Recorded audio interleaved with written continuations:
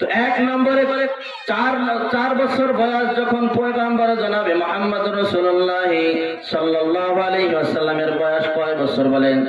4 বছর। এই সময় একটা অপারেশন হয়েছে। 10 বছর বয়সে একবার অপারেশন হয়েছে। 40 বছর বয়সে যখন নবী হবেন, আল্লাহ তাআলা এই কোন কায়নাত যা কিছু সৃষ্টি করেছেন, আল্লাহ তাআলা এই আসমান আর জমিন, নবমণ্ডল, ভূমণ্ডল যা কিছু দেখেন আর দেখেন, যা কিছু দেখতেছি আর যা না দেখতেছি, সব কিছু সৃষ্টি করার আগে আপনার আমার নবীকে আল্লাহ তাআলা বানাইছেন। বলেন সুবহানাল্লাহ। ওই দিন থেকে আল্লাহর দপ্তরে তিনি নবী, কিন্তু দুনিয়া একটা রিসালা আছে, সিলসিলা আছে। এই নবী কবে কিতাব পাইল? কয় নবীর বয়স যখন 40 বছর হয়ে গেল, হীরা গুহায় যখন অবস্থান করতেছে, এই অবস্থায় আল্লাহ তাআলা হযরতকে জিবরিলকে ডাক দিয়ে বলতেছে, জিবরিল তুমি কই?